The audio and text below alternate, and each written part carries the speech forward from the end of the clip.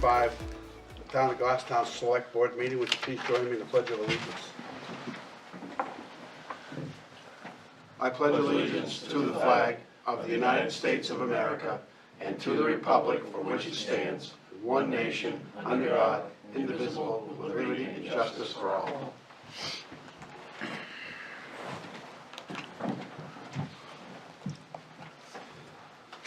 First up is the acceptance and correction of minutes from 9/22/2025 public and non-public.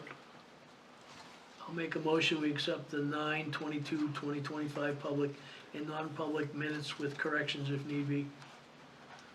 Second. Motion by Mark, second by Josh. Any corrections? Anybody catch anything? Seeing none, all in favor? Aye. Opposed? Abstaining? Motion carries. We have a couple of announcements. Goffstown Fire Department has teamed up with NFPA to promote this year's Fire Prevention Week, October 5th through the 11th. Charge it to fire safety, lithium-ion batteries in your home. Help us spread the word about making smart choices when you comes to buying, charging, and recycling lithium-ion batteries, because the wrong move can lead to a fire. For more information, go to fpw.org, and you can get more information on that. And you can also hashtag Fire Prevention Week, hashtag Sparky, which is one of Josh's favorite. Yep. Hashtag fire safety and hashtag battery safety. Charge it to fire safety. Lithium-ion batteries in your home, so be cautious.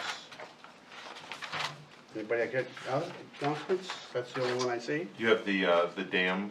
Oh, I'm sorry, yep. We do have New Hampshire DES, Dam Bureau conducts drawdowns of lakes and ponds controlled by the dam owned by the New Hampshire DES annually in the fall. Lake drawdowns are conducted each fall to reduce winter ice damage to shoreline properties and to reduce spring flooding. Drawdowns also give property owners an opportunity to conduct any necessary repairs to their waterfront property, provided they first secure permits from the New Hampshire DES Wetlands Bureau. The state will draw down Namaski Lake beginning on Monday, October 13th. The state will draw down Glen Lake, Greg Falls on Saturday, October 25th, beginning at 10 a.m. to provide an opportunity for canoeing and kayaking in the Piscataqua River downstream. Due to the ongoing drought conditions across the state, the drawdown dates could be adjusted to later dates, considering the lake and river levels at the time of the drawdown. So anybody who's ever had the opportunity to do the kayaking from below the dam, I guess it's a lot of fun from what I'm told. Below Glen Falls. Next up is the fire chief. Public comment. I'm sorry, anybody here for public comment? Next up is fire chief.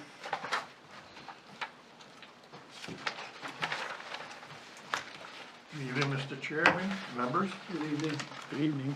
Hey, chief. Tonight I got for you, if you recall, during our CIP process last year, when we were evaluating the fire stations, Fire Station 2, previously Station 19, had carried a either renovation or replacement project for a number of years. It was over $1 million. And so when it didn't move anywhere, I decided to remove that and ask the board for $20,000 to do a HVAC utilities energy study of Station 2.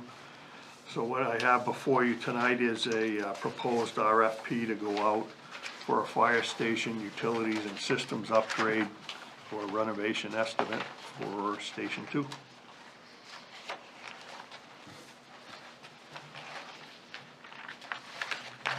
That now has, natural gas, right? Yes.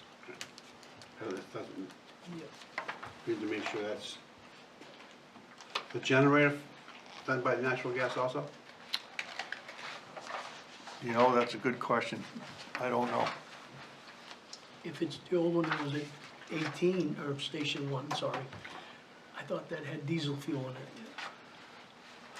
I don't recall having to fill that, so it very much could be. I'll definitely get you the answer. I see they're putting a pole out there to protect it, Yep, but I don't know, I didn't notice any tanks or anything out there, so. yeah, there's no more tanks that I'm aware of, so I'll definitely get that answer for you.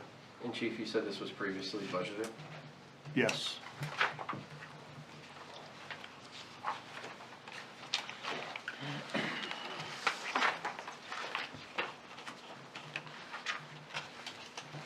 What it'll allow us to do in the long run is to, develop a long-term plan and, focus on, if we have to, one system at a time, to bring those utilities back up. It doesn't include any increasing the size of the facility. Correct, Just solely to make it more efficient? yes. I make a motion to approve the fire chief to submit an RFP to bidders for energy efficiency and improvements of the fire station at 656 Mass Road. Second. Any questions? Comments? Seeing none, all in favor? Aye. Opposed, abstained, motion carries. Thank you. Thanks, Chief. Thanks, Chief.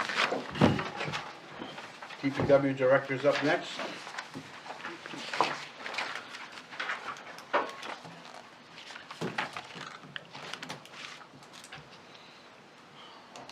See, my hat is ready. Good evening. Good evening.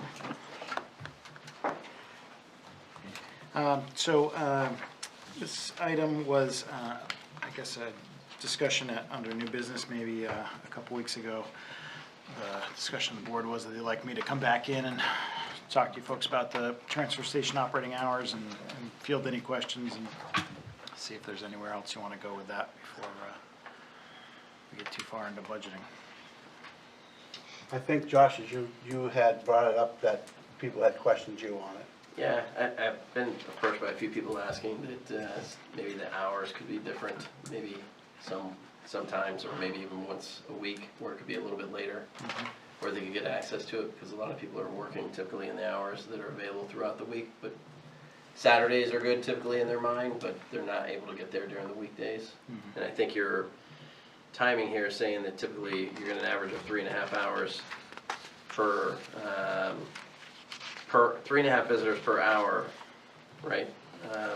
During extended period times, but when do we do extended period times? Yes. Just around July 4th? So this is previous, it's kind of a recurring thing, it comes up every couple of years. Sure. So at some point, a few cycles ago, there was a program that ran through the summer. Figured it would be better in the winter, you get the darkness early and not as many people outside and that kind of stuff. So ran from May to October, and they extended, I believe this was overtime for the staff. They worked all the regular hours, and then they also stayed open from 3 p.m. to 7 p.m. Once a week on Thursday nights. And they ran it through that summer period to see sort of what if there was to pick a day, what kind of support would it get. Yes, as you alluded to, during that time, they averaged 3.5 visitors per hour for those 4 hours, which increased a little bit right around 4th of July, the Thursday before and the Thursday after, because of that holiday tends to be one that a lot of people are outside, trying to do work and not thinking about going to the transfer station necessarily. We're out of town for the holiday. But compared to our regular load, especially on a Saturday, I gave you the Saturday numbers there, it's pretty substantial, but even on a regular weekday, we usually have a line at the gate for opening of at least 3, visitors, 4 cars right out of the gate. So the feeling was the bang for the buck, I think, wasn't there at the time, and may be there now, I'm not sure, but what they saw was the disruption to the operations and the commercial people that use the transfer station wasn't worth the primarily residential users of 3 an hour is pretty quiet. So that's kind of where that one landed. But Yeah, Adam, the one thing I can't compare is what is it normally I do agree in the morning, you probably have a line out there, because they're probably trying to get there before work, right? And I think a lot of people may even try to get there after work, but we don't really have that comparison. So what is the average from like 7:30 to 3? Like total users, I'd have to, if we're gonna Well, break you it. have average visitors of 3.5 per hour. Yep. Talking about a time, and I don't know how long ago was that, a year ago, 2 years ago, 3 years ago, No, it's like 10 years ago. 10 years ago? Yep. Okay, So if you want, I can certainly have solid waste pull from our scale software. We could I can play around with Excel and, you know, get you an idea.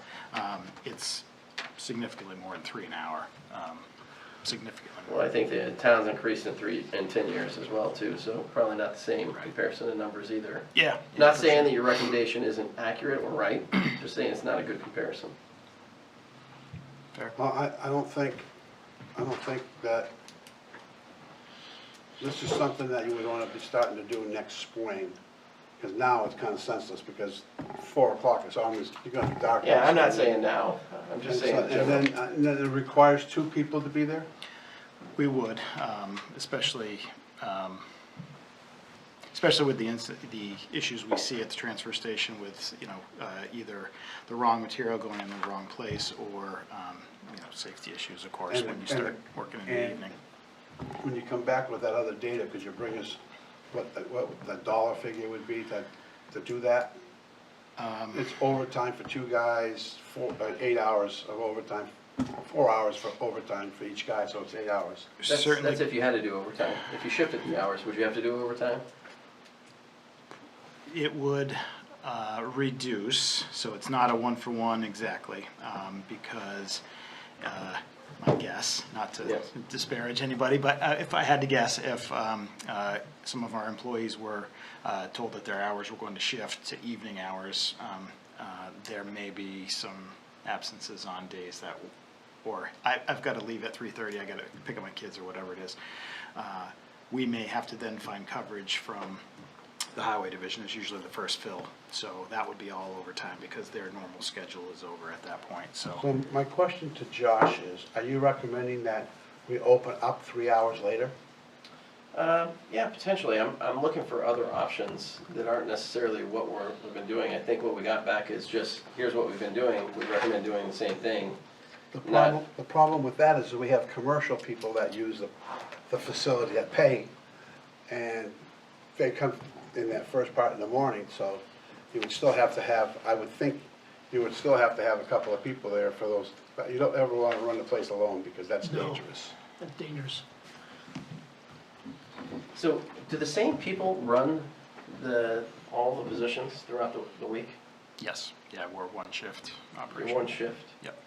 Okay. And we're doing 37.5 hours, not a full 40 hours?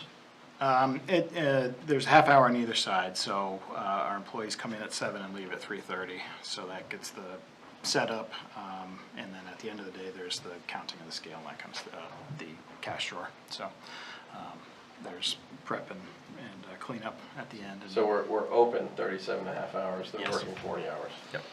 Yep. The other thing I mentioned in the memo, and I don't want to gloss over it, there is a benefit operationally for us to, at least during the work week itself, trying to mirror the time that our transfer station staff is on site when our curbside trucks are running, and the long haul truck, but primarily curbside, because throughout the day, they have to come back several times to dump. Usually, they start the day off empty, not always, depending on what happened the day before with, breakdowns or whatever. So Peter brings up a good point. Most of our commercial activity is occurring at some point in time of day. Do you know when that typically occurs? Again, I'd have to pull that per hour, I can chart it out. We can glean some commercial info out of that, for the items that commercial users pay more for. But for, stuff like tires or, brush or whatever, it's the same for residents as commercial, so we Yeah. don't break that out. You don't break that out. But for the trash and for the demo, I can get Okay. commercial versus Yeah, residential. the leaves, the brush and stuff, you don't even keep track of that. Do we charge? We don't charge, but we do monitor for a couple things. So contamination primarily on the leaf issue, a lot of plastic bags, a lot of regular trash mixed in, and invasive species, that kind of thing. And then on the brush end of things, our permit only allows up to 5-inch diameter wood, so no logs, and then no stumps. So typically, those are the things that we'll try to sneak through if we don't monitor that. But I do agree with you, Peter, that like right now probably would not be beneficial as you're getting darker. No, I think as you go into the spring, you might want to consider it again. Look at it, maybe give you a chance to grab some more info and take a better look at it. What, as far as items that I'm looking for, we can pull some Scalehouse info for Commercial. some usage curves. Yeah. The issue that I see as a parent is nights may be better for me in general, but if you pick a night, yeah, it may be a good night for my family and it may not. So, it's hard to say what the Somebody might say, well, Wednesday works better for me, and, When we last did surveys, 2018 I think was the last full-scale survey we did, there were a lot of, wish you're open every single Sunday, you should be open every holiday, there's that That I've heard a lot of. that aspect, but it's like, unfortunately with a one shift operation, we don't have a lot of flexibility with that. All the towns that you pulled out as examples here, though, none of them are open Sunday, correct? I couldn't find anything open Sunday. One town that I have since I put this memo together that I found, and I wish I found it before the memo, was Bow. So Bow is an interesting case. They have curbside recycling, curbside trash and recycling. It's a little different there. Casella provides the curbside program, so they pay for that. They have a brush dump, which is open, I think, every day of the week during daylight hours. But they have no transfer station. Everything in Bow goes to Concord. They are part of the Concord Regional Co-op. I forget what their full name is, but there's a handful of towns that can all bring to Concord. And then Concord's is managed by Casella Waste. and that still goes up to the incinerator on exit I 17? believe all their waste goes to the incinerator, yes. But they have no transfer station at all, so not that I'm advocating that model, but it's interesting as a curbside collection community that they don't have one. But yes, I couldn't find anything that Sunday opening other than that brushed up example in Concord. And it looks like most places that stay only open a little bit later to like 5 or 6, and it's like a couple days a week. Yeah, yes, and it's no super big rhyme or reason. Some are, only open 20, like I live in Amherst, 29 hours a week. I am a good example of what the biggest downfall I think is to having a strange schedule. I put this together, I couldn't tell you when Amherst transfer station is open, and I've lived there 15 years. Because it's so random, and the items that we see left at the gate or left on dead-end roads and stuff, I won't say it's a one-to-one, but they do sort of coincide with either holiday closures or Sundays or Mondays. We do get a few people from mainly Manchester that will come to us and say Manchester transfer station is closed for whatever reason, I want to dump here. It's like, well, you're not a resident. So there is that piece of it. If you try to get to your own facility, it's not open. Some people get desperate if they're move-out day, or I guess, or Makes sense. whatever. I used to live on the corner of Center Street and Tibbetts Hill Road. And I can remember when the transfer station was closed, people go buy loaded and come back buy loaded. Yeah, the drive of shame back home to decide what you're going to do with your trailer. Okay, so I can certainly get that info for you. Let's see. I guess I can do both scenarios. If there's a zero sum where we want to stick to 40 hours a week, or if we want to be able to offer overtime, I guess. Having that, the problem we get into is we don't have a mandatory overtime in our union contract.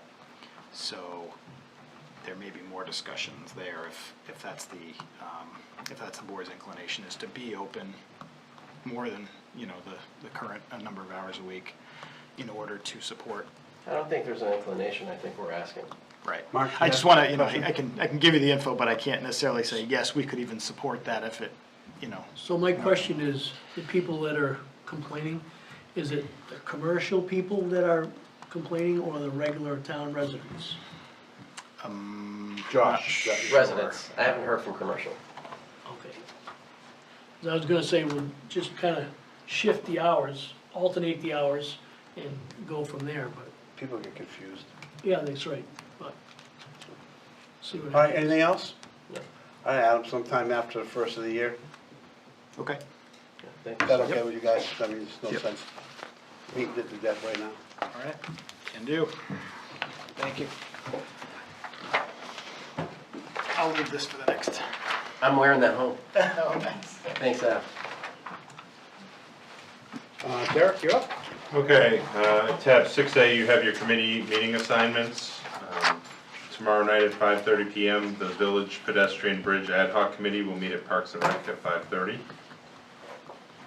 Wednesday at 5 PM, just a reminder, you have a non-public session for B hiring. And if you could be here 15 minutes early, that'd be appreciated. Thursday, 6 PM, the Sewer Commission is meeting, which is a different night than they typically meet. A reminder, we do have the Columbus Day holiday coming up next Monday, which means DPW transfer station will be closed this coming Saturday. And then on Monday, Town Hall, DPW, and Parks and Recs will be closed. But DPW curbside collection will remain on schedule. Next week on Wednesday at 6 PM, the Goffstown River Advisory Committee will meet at Town Hall. At 6:30 PM, the Library Board of Trustees will meet at the Goffstown Library. And at 7 PM, the Parks and Rec Commission will meet at Parks and Rec Building. Yep. Your next page, you have your consent agenda. You have employee status reports for full-time accountant, completion of probationary period and step increase. You have a full-time IT help desk, completion of probationary period and hourly incentive for associate's degree. You have a full-time clerk 2, a 90-day extension of probationary period. You have a new hire of a full-time dispatcher, resignation of a full-time firefighter, and then you have a grade and step change for a per diem paramedic and a per diem AEMT advanced. You have motor vehicle titles. There are 3 Ford Explorers that we're doing a transfer from the police department to the town. Then you have 2 special event permits. You have the Bartlett Elementary School and Maple Ave School, their Halloween parades on October 31st in the afternoon, and they both have a rain date of November 3rd. I have a question on admin clerk 2 extension. What was this, why is that? If you'd like, we can pull that one and discuss that in I non-public. would appreciate that. Okay. Anybody else, good questions? Motion to approve the consent agenda as presented this evening. Second? Motion by Mark, seconded by Jim. Any discussion? Seeing none, all in favor? Aye.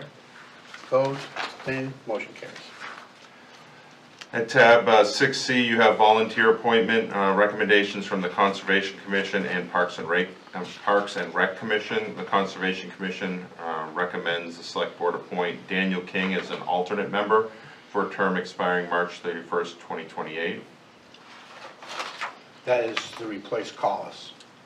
Yes, it is. Yep. Make a motion to appoint Daniel King as alternate of the Goffstown Conservation Commission for a term expiring March 31st, 2028. Second? Motion by Josh, seconded by Jim. Any further questions? Seeing none, all in favor? Aye. Opposed, abstained, motion carries. And then the next one, the Parks and Rec Commission met and recommended the Select Board appoint Jim Helene as a regular member. This is to fill the vacant slot left by Pam Boyer, and that would be for a term expiring March 31st, 2026. Sure. Make a motion to appoint Jim Helene as a member of the Goffstown Parks and Recreation Commission to vacant term expiring March 31st, 2026. Second? Motion by Josh, seconded by Jim. Any discussion, questions? Seeing none, all in favor? Aye. Opposed, abstained, motion carries. At your next, at page 16, tab 6D, we received 2 volunteer applications for appointment to fill a vacancy on the cemetery trustees. Those were received from Jean Walker and Deborah Grant. Both have served as cemetery trustees in the past. The cemetery trustees, we did provide them copies of these. They have not provided a recommendation as a board. You do have some individual letters of reference in with your packet. Under state law, the select board needs to appoint for the remainder of the term, which go through the town meeting 2027. 27? 27. So we got two, You got 2 applications to fill 1 vacant. so we have to make a decision on Yes, yes. And where is the recommendation? There is no recommendation? By the committee? No? No, you have, they each presented a letter of Okay. recommendation as individuals. One member of the cemetery trustees recommended one and the other recommended another, so, but as a board, they did not make a recommendation. And both have served previously? Yes.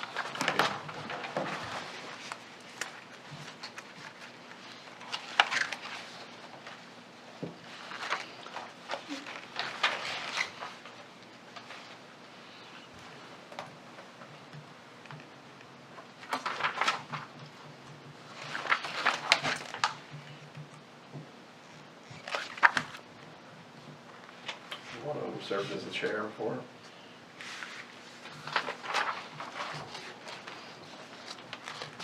Jean is also the chair of Conservation Commission, the current chair.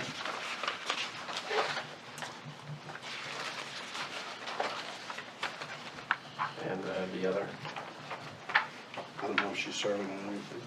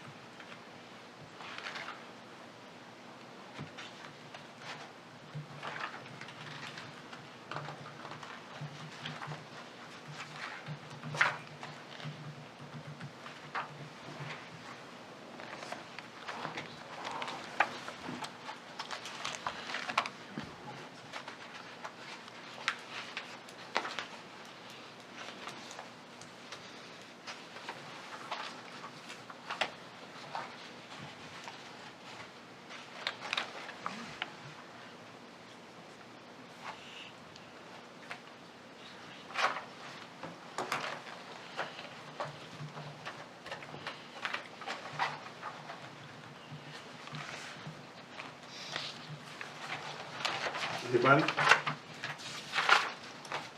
First one is Deborah Grant, or is that one of them? That's one of them, right? Yep. And the other one's Gene Walker that put their name in. Do we need to go one at a time or two? You need to decide which you're going to appoint to the vacant slot. we have to choose. So I guess some discussion, I don't know them that well.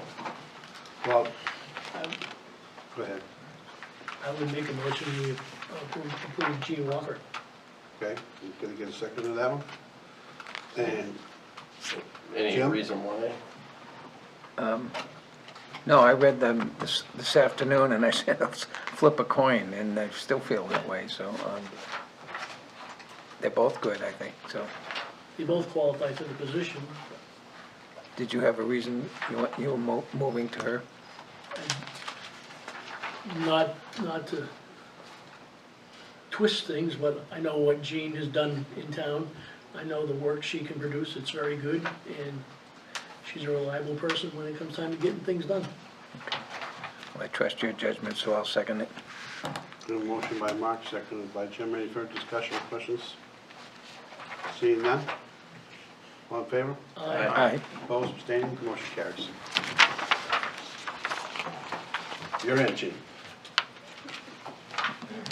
Then at tab 6E, you have a memo detailing a change to retiree benefits. Currently, the town offers Medicare Advantage with prescription drug coverage through Health Trust. This is a new program that they started in 2025. There is an increase to those monthly premiums, and the request this evening is for the board to adopt the plan for plan year 2026 and authorize the town administrator to sign the agreement on behalf of the town.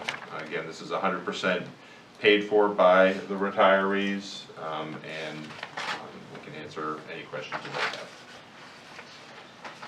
There's no cost, town. There's no cost to us as a town, correct?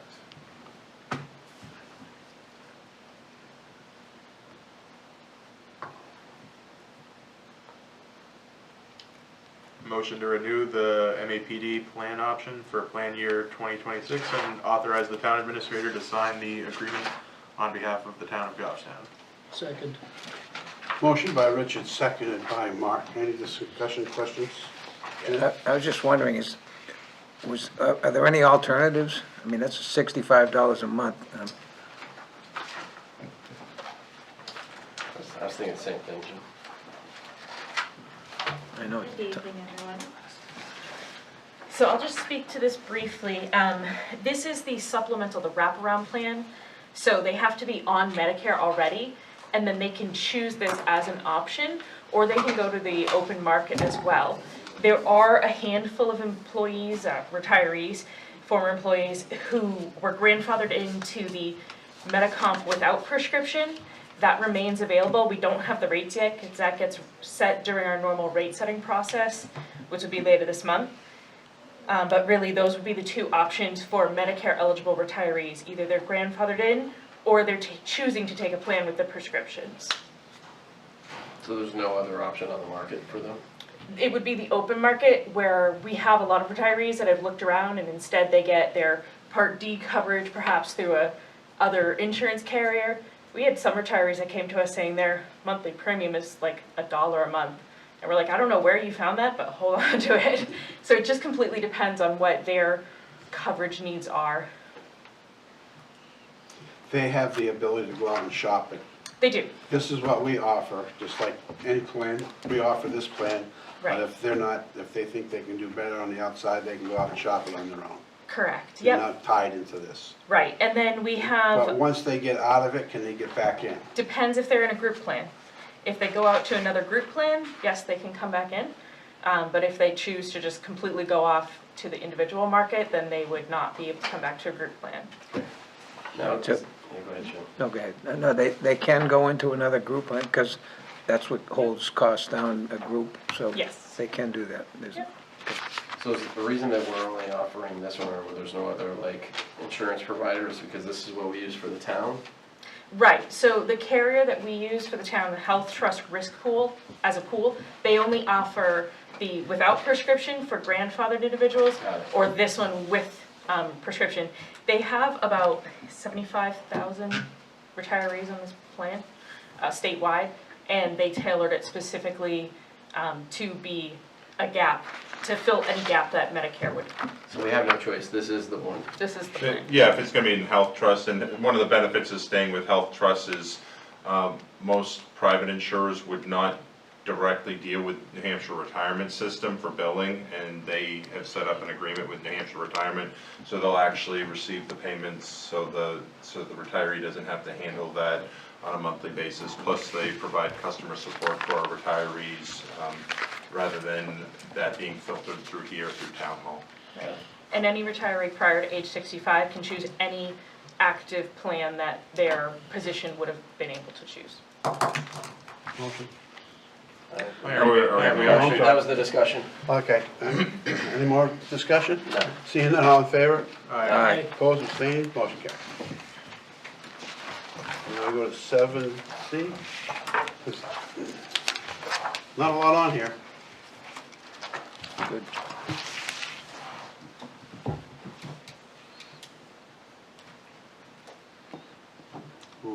We hadn't, the chief said, we did ask the chief about the tower earlier, and he said they were waiting for parts. Yep. Yeah, and we had approved a certain amount, so we're waiting Right. on an update from them. I have nothing on this.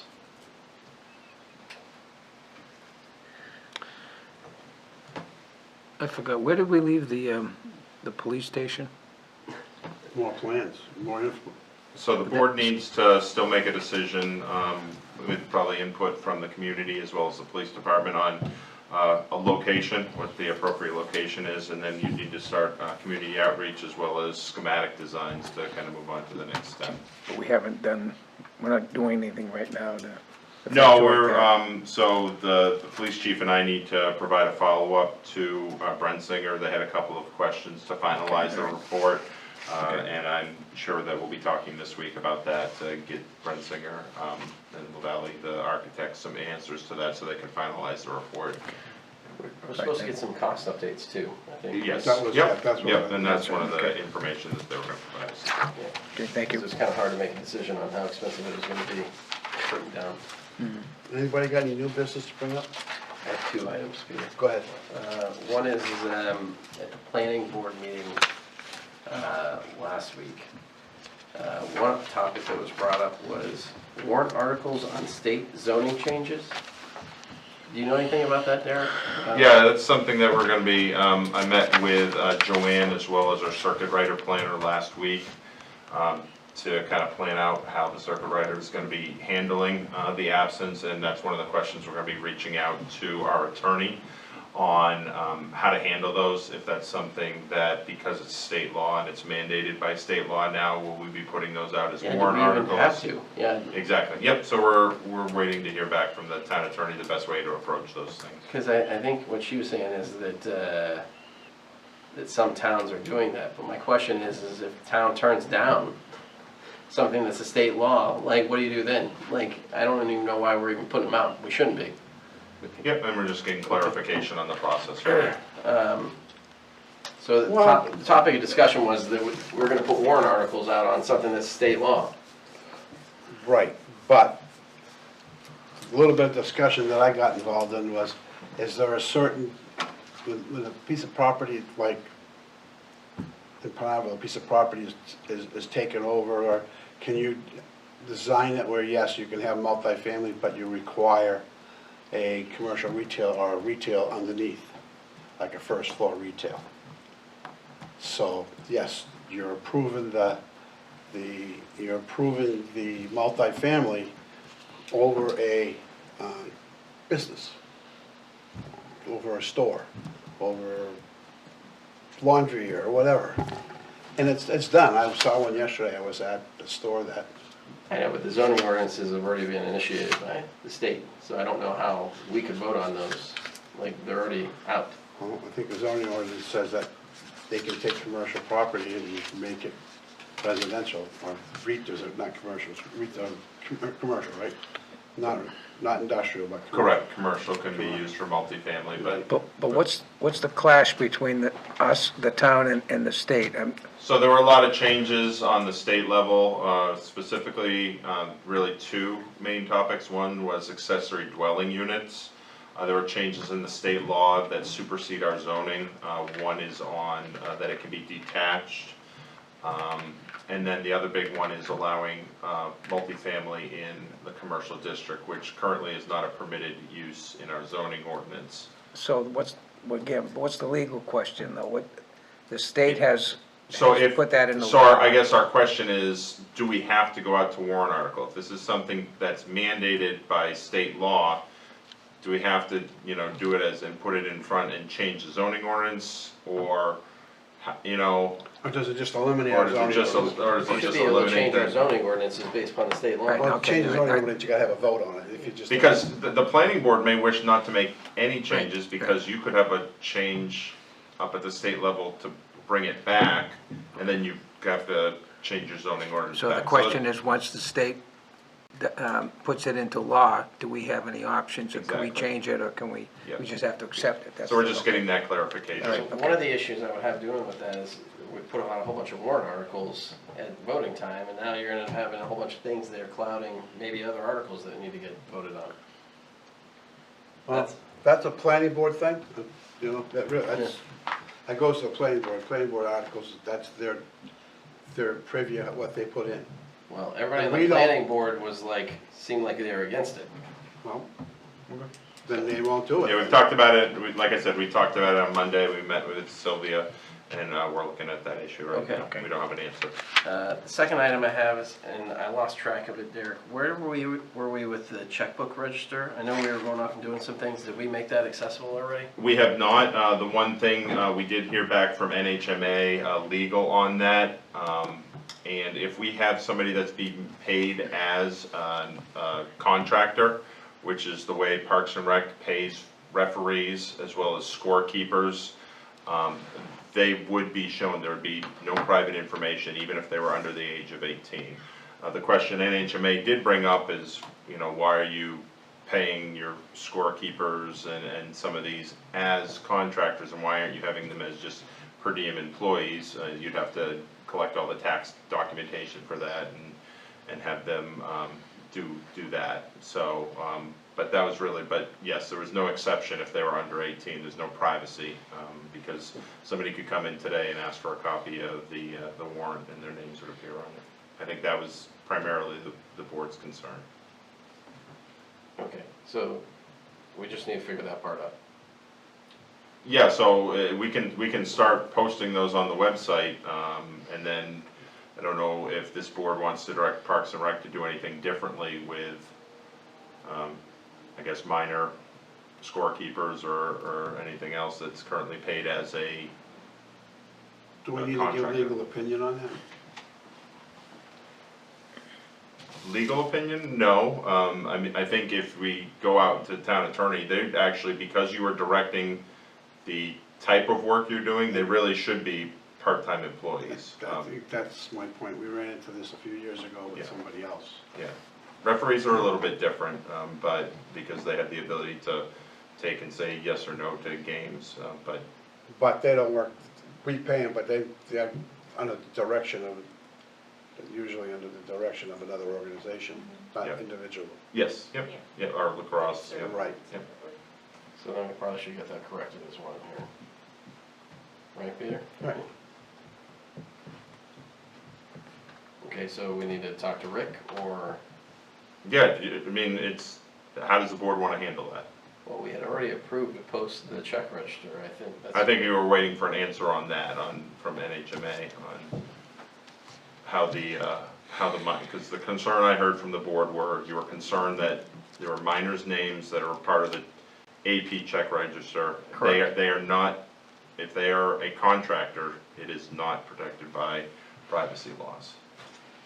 Okay, we don't have any more right now, they've all left this season, Correct. so we could start posting from this point. Primarily done in baseball, basketball in the winter season. So you could start and direct Parks and Rec to change how they're, Danielle, what's your feeling on this one? You are our HR person. Yep. So I think you guys have all touched on the points already. I think especially for minors, for scorekeepers, we're, directing the type of work they do, how they keep score, when they show up to games. I do think that they should be paid as employees. It's just a matter of collecting the necessary documentation, and of course with minors that can take a little longer because we need their parents to provide social security numbers and things like that for their paperwork. I know Rick in the past has raised concern about this small amount of compensation. I mean, a lot of times the kids are getting $12 or $15 a week. So I know it may only be $8 a game, depending on what type of a game it is. So there may be a concern there that if we start getting into taxes and things like You get that, a it's $5 minimal check. for us, but for them, is it worth it? So he may want to consider revising those rates if he moves them onto an actual per diem type schedule. I do agree that the referees could remain as contractors because they typically have to be certified or licensed with a third-party organization that says how they're going to judge the game, what the rules are, things like that, and are often offering their services to multiple places. So that one makes sense to remain where it is. We ran into a problem years ago, I don't even think you guys were here, where we had somebody that was working for the town. He was an independent contractor, was working for the town, but the only people he worked for was the town. Yeah. And that was found out that you can't do that. Right. Correct. I think it's the same thing with our scorekeepers, because they are minors, they're not typically scorekeepers in more than one location. did the attorney say that having just the name there is a big deal, or? I'd probably have to ask for a little bit of clarification because it does appear that they said if it's an underage worker's name, it should not be revealed, but again, I don't know if they were referring to a payroll warrant versus a accounts payable warrant. Can you get some clarification and bring it to our next meeting? Yes. Is that okay with you, Josh? Yeah. I wanna get going on the check register, 'cause that was something we said we were gonna do. Yeah, and is there a way for us to like, I know that we said we were saying what it's for, can we just, instead of saying the name, I guess you're saying we can't because it's gonna be in there. Like, if we're gonna say what it's for, it's gonna be somebody's name. That's what I'm hearing. Well, if it's a check register, it's Right. gonna say the check went to this person or this, and not just individual, but business or, store or whatever, so. Right. We would have Well, to and this has manually always do been that. one of the, I guess, the concerns we've had as staff is if you just take your AP warrant, you are putting out information that the community has asked for, but it does not tell the entire story. It's really giving you a vendor and a check date and a check amount. So, doesn't necessarily give you the whole backstory that you're seeing when you're checking the invoices every week. All right, so Yeah. check into it, we'll look at it some more. Yep, we'll bring you some solutions for your next meeting. Anything else? Seeing none, Mark? Motion to go in non-public, session RSA 91A 3-2. Second. We need, hold on, one would be E, consideration of litigation. E, yep, We would also need A, compensation of public employee. okay. I'll make those, Okay. I'll add that, yeah. Thank you. Anything else? All in favor? Aye. That's a Wait, roll who call. seconded? Yes, Huh? I didn't hear a second. Josh? I second. Thank you. Yes. Yes. Yes. Yes. That'll conclude tonight's public portion of the selectmen's meeting for October 6th. If you watched, thank you.